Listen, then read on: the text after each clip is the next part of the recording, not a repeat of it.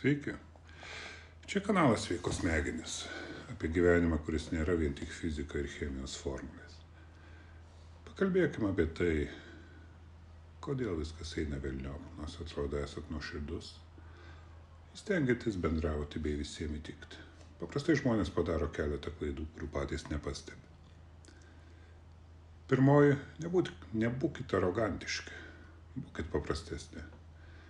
Aroganciją žmonės greitai pamato, perdėtą ego vertina kaip iššūkį.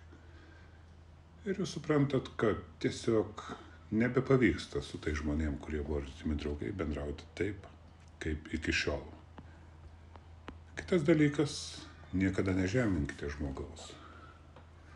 Net jeigu tai sarkastiniai juokeliai ir bandymas tiesiog parodyti savo viršenybę. Tai žmonės taip pat pamato. Ir pamato labai greitai.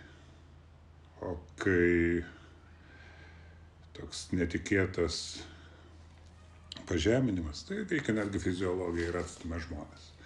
Ir trečias dalykas, turbūt paprasčiausias. Būkit paprastesni. Ir tada žmonės patys ateis pas jūs.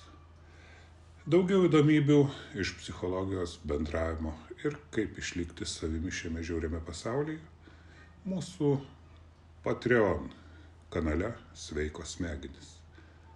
Iki.